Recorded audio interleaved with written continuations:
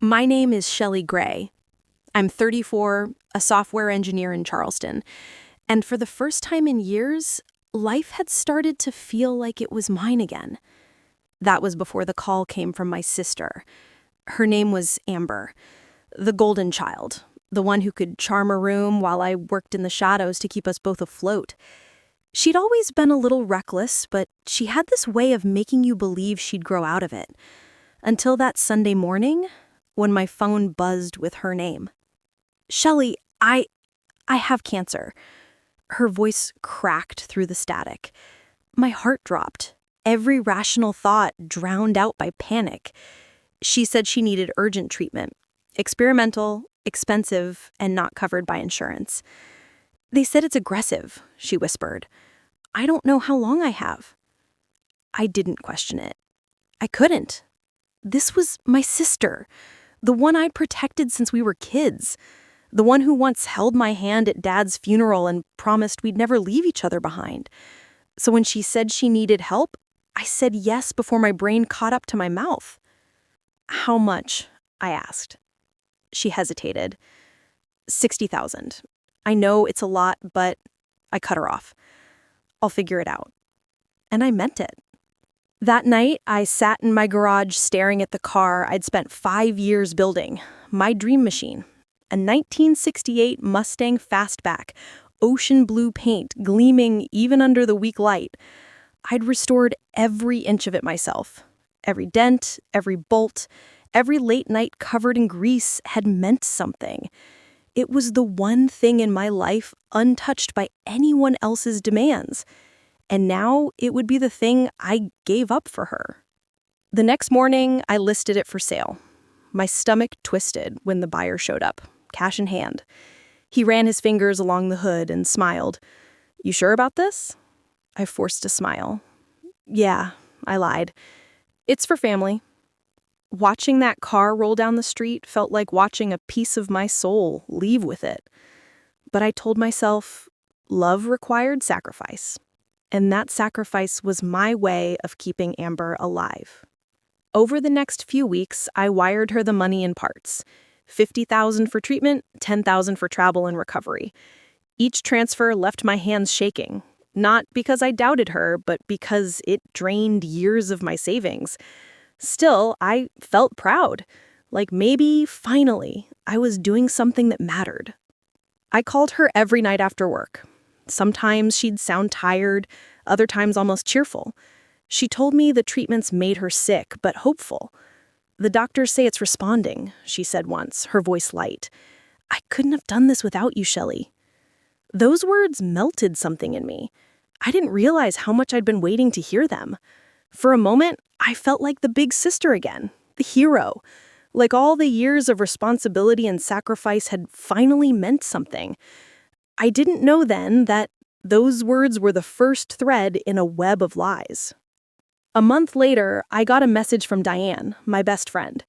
She'd seen Amber's social media post. You didn't tell me she was in Europe, Diane wrote, attaching a photo. My heart lurched when I opened it. There was Amber, tan, smiling, cocktail in hand, standing in front of the Eiffel Tower. The caption read, "New beginnings." I stared at the screen, my vision blurring. My hands went cold. My first instinct was denial. Maybe it was an old picture, a memory post, something innocent. But the timestamp said otherwise. Posted 3 hours ago. I tried to call her. No answer. I texted. Nothing. My chest tightened as the realization crawled through me like ice. I'd sold my dream, my car, my savings. And the person I trusted most might have played me for a fool. I sat there in my apartment, the glow of my phone lighting the tears streaking down my face. The city outside buzzed like it didn't care. Maybe it never did. That night, I couldn't sleep. I kept seeing the photo, her smile, the glass in her hand, the life she was living on the ashes of mine. Part of me still hoped there was an explanation. Another part already knew the truth. But I wasn't ready to face it. Not yet. The next morning, I stared at my phone for an hour before finally dialing Amber's number again. Still nothing. Straight to voicemail. Her recorded voice chirped, "Hey, it's Amber. Leave some sunshine after the beep." It used to make me smile. Now it made me sick. I called Mom next. "Have you heard from your sister?" I asked, trying to keep my voice steady. Mom hesitated, long enough for dread to settle in my gut. "She's doing better, honey," she finally said. "She needed a change of scenery. Doctor's orders." "Europe?" I whispered. Silence. My pulse quickened. "Mom, she told me she was in treatment, chemo, radiation, all of it. You knew?" "Shelley, please," Mom sighed. "She didn't want you to worry. She needed space." I laughed, a sharp, humorless sound. Space? I sold my car. I emptied my savings. That was her space? Mom said softly, "She'll explain when she's ready." But I could hear it in her tone, that quiet, trembling defense she used whenever Amber was caught doing something wrong. That night, I scrolled through Amber's social media again. Each post was like a new punch to the chest. Paris, Rome, Santorini, designer clothes, 5-star hotels, champagne breakfasts. And all the while, I was eating ramen in my apartment, lights dimmed to save on electricity. My sister wasn't dying. She was thriving, on my money, on my sacrifice. I didn't sleep that night either. I just kept replaying the last few months, every tear she'd cried over the phone, every "I'm scared, Shelley." Lies. All of it. The kind that twist deep because they come from someone who'd die for. 2 days later, I got a text from her. "Hey sis, sorry for being MIA here. Internet's terrible. Miss you tons. Heart." My hands shook as I typed back. "Where exactly is here, Amber?" 3 dots appeared, then disappeared, then nothing. That was the moment I decided to stop waiting for the truth and start finding it myself. I called her friend Lucy, the one who used to post pictures with her at the bar downtown. "Hey Lucy, random question," I said, forcing casualness. "Do you know where Amber's staying these days?" She hesitated. I thought she told you. She's been in Austin for a while. Didn't you go visit her?" My breath caught. "Austin?" "Yeah, with that guy, Daniel, the photographer. They moved into some fancy condo. She said she was starting over." My heart stopped. Daniel, the same man who ghosted me 3 years ago after saying he wasn't ready for our relationship. I thanked Lucy and hung up, and just sat there. My sister was alive, healthy, and living with my ex, using my money. I'd been funding their new life, their vacations, their love story. The anger didn't come right away. At first, it was numbness, the kind that wraps around you like a fog and makes it hard to breathe. Then the heat started building. Slow, dangerous, unstoppable. That weekend, I packed a bag and drove to Austin. 8 hours alone on the highway, the hum of the tires mixing with thoughts I didn't want to have. Every mile felt like a question I needed answered. Every exit sign another reminder that I could turn back, but didn't. By the time I reached her address, the sun was setting behind the high-rises. The condo building gleamed. Glass, steel, and luxury. I parked across the street and sat there, gripping the steering wheel. I told myself I'd just talk, get the truth. But deep down, I knew I wanted more than answers. I wanted her to feel what I'd felt, even for a second. She came out just as the streetlights flickered on. Amber, in a white dress, laughing, her hand tucked into Daniel's. They looked happy, effortlessly, painfully happy. I watched her toss her hair the same way she used to when we were kids, when she wanted everyone to look at her. My throat tightened. She saw me. For a heartbeat, She froze. Then her smile faltered and her eyes widened. "Shelley," she breathed. I stepped closer. "Hi, Amber," I said softly. "You look healthy." Daniel shifted awkwardly beside her. "Shelley, listen, this isn't—" I held up a hand. Just don't." Amber's face turned pale. "I can explain," she said, voice trembling. "Then explain. Explain the lies, the money, the cancer, the Europe trip, all of it." Her eyes filled with tears. Real or not, I couldn't tell. "I wasn't knowing how to stop," she whispered. "You always had everything together, and I didn't. I thought if I could just start over with my help." I cut in. "With my dreams." The silence that followed was heavier than anything I'd ever felt. Daniel looked away. Amber reached for me, but I stepped back. "You used me," I said quietly. "You used the one person who never stopped believing in you." Her tears spilled over. "I'm sorry," she whispered. "I was going to pay you back." "It's not about the money," I said, shaking my head. "It's about the part of me you broke to get it." I turned away before she could say anything else. My heart felt like shattered glass, but somewhere beneath the pain, there was something else beginning to stir. Strength. That night, I checked into a small motel outside Austin. The room smelled like cheap soap and old carpet. I stared at the ceiling for hours, listening to the hum of the air conditioner. I didn't know what came next, but I knew one thing for sure. I was done saving people who never planned to save me back. The morning sunlight spilled through the thin motel curtains, painting cracks of gold across the wall. I had barely slept. My mind kept replaying Amber's voice. I didn't know how to stop. Lies always sound smaller when you say them out loud, but the damage they cause, that stays enormous. My phone buzzed on the nightstand, 23 missed calls, all from Amber. One new message blinked up atop. "Please, Shell, I'm sorry. I need to see you. Just once." I stared at it for a long time. Every part of me wanted to ignore it, but another part, the part that still remembered her as my little sister, couldn't. So I agreed to meet her. We met at a quiet coffee shop on the edge of Austin. She arrived late, sunglasses hiding her eyes, guilt clinging to her like perfume.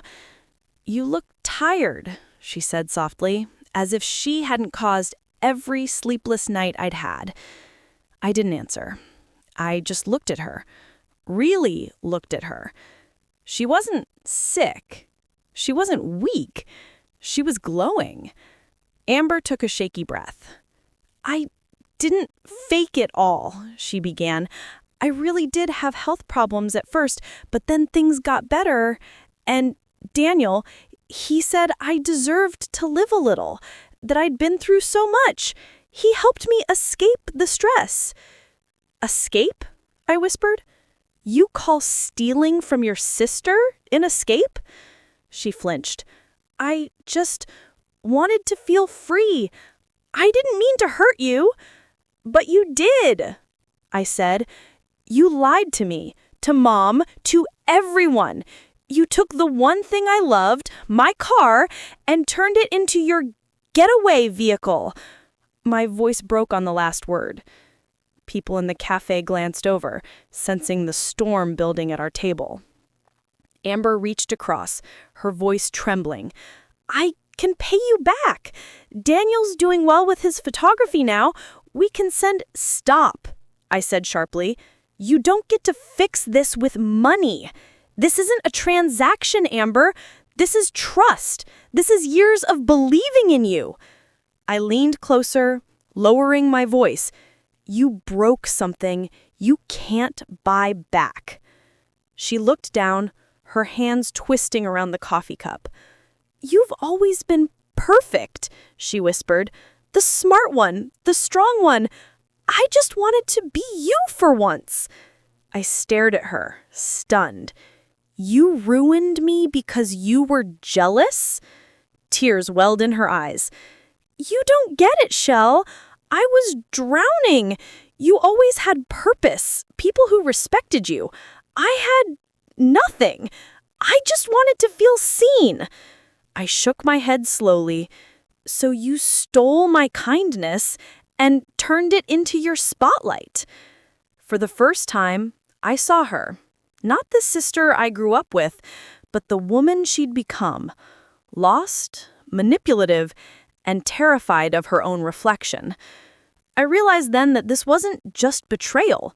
It was her way of surviving. Twisted, selfish, but human.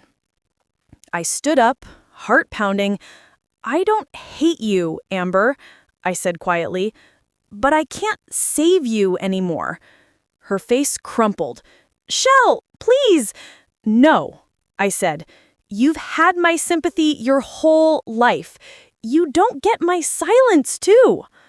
I walked out, the bell above the cafe door chiming behind me. The Texas sun hit my face like a warning and a blessing all at once. I didn't know where I was going. I just knew I was done being someone's safety net. I sat in my car, not my Mustang, just the rusted sedan I'd bought after selling it, and stared out at the city. Austin's skyline shimmered with heat, glass towers rising like promises I no longer believed in. My hands trembled on the steering wheel. I'd lost everything for someone who didn't even flinch while taking it. But somewhere in that hollow ache, I felt something else. Peace. Because for the first time, I saw the truth clearly. I wasn't the victim anymore. I was the one who survived. My phone buzzed again. Another text. This time from Mom. Amber told me everything. Please come home. I stared at the message for a long time. Home? That word didn't feel safe anymore. It felt like another trap. I put the phone down and started the engine. The sound of it rumbled beneath me, steady and alive. Not like the Mustang, but somehow stronger. Like it understood what it meant to rebuild from scraps. As I drove out of the city, I felt the weight begin to lift. Slowly, painfully, beautifully. Every mile I put between myself and them wasn't distance. It was healing. But deep inside, one question still echoed in my mind. If your family can betray you, who do you have left to trust? The answer, I'd have to find it on my own. The drive back to Charleston felt endless. Each mile marker blurred into the next, a ribbon of asphalt stretching through regret and silence. I didn't know why I came back. Maybe closure? Maybe habit. Maybe because part of me still wanted to believe there was something worth saving. When I pulled into the old driveway, everything looked smaller. The porch, the oak tree, even the house itself. Mom's car sat crooked in the yard, the paint faded like her patience. I stepped out, heart heavy, my fingers tracing the keys in my pocket like a talisman. The air smelled like rain and memory. Inside, the house was quiet. Too quiet. The kind of silence that knows things it shouldn't. I found Mom in the kitchen, wiping the same spot on the counter, over and over. Her eyes lifted when she saw me. Relief, guilt, love, all tangled together. She whispered, "You came." I nodded, unsure if it was a good decision. She said, "Amber's upstairs." Her voice cracked on my sister's name. "She's not doing well." I replied quietly, she wasn't doing well last time either, but somehow she still had energy to betray me. Mom winced. I wasn't trying to be cruel. I was just tired of pretending. I climbed the stairs slowly. The wood creaked under my steps, the same way it used to when we'd sneak to the kitchen for midnight snacks. Now every sound felt like a ghost. Amber's door was half open. She sat by the window, shoulders hunched, light spilling over her like a confession. When she turned, I saw it. her face pale, eyes red, hands trembling. She said, "I thought you'd never come." I answered, "You lied. You hurt me." She whispered, "I know, and I can't fix it." We sat there for a long time, neither speaking, the space between us filled with every unspoken apology we'd both been too proud to say. Finally, I said, "You were my sister, Amber, my best friend. I gave you everything I could. Why wasn't that enough?" She stared at her hands, voice barely audible. "Because I never learned how to love without taking." I swallowed hard, the words landing deep in my chest. For a moment, I didn't see my enemy. I saw the scared girl who used to hide behind me during thunderstorms. I said finally, "I don't hate you, but I can't keep bleeding for you either." She nodded, tears sliding down her face. She said, "I wouldn't ask you to." The words hit differently this time, not as manipulation, but as surrender. Maybe she really was done fighting. Or maybe I was. I stood up, moving towards the door. I said softly, "You need to get help, and not from me." She looked at me one last time. She asked, "Will you ever forgive me?" I said, "Maybe. When I finally forgive myself for letting you do it." Downstairs, Mom stopped me near the hallway. She quietly said, "She's trying." I shook my head and said, "So am I, but you only notice when she does." Mom's lips trembled. She said, "We just want our family back." And I said, "Then maybe stop breaking the one person who keeps trying to hold it together." I left before she could reply.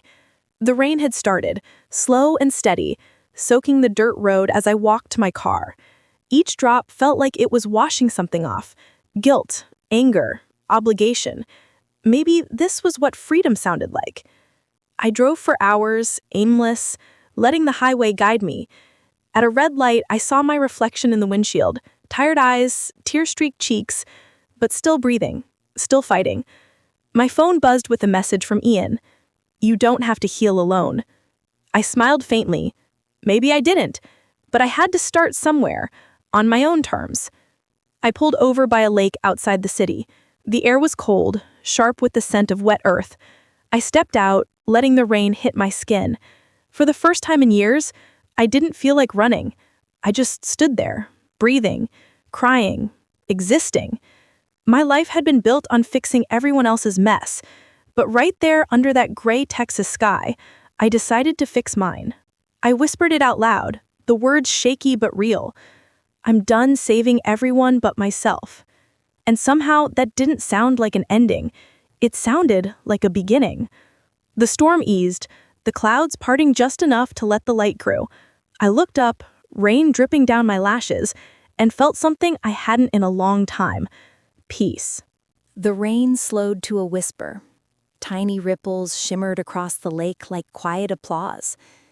For the first time in forever, the silence didn't feel empty. It felt earned.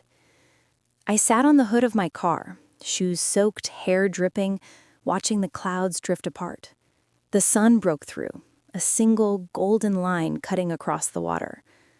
I smiled, just a little. Maybe the universe was finally letting me breathe.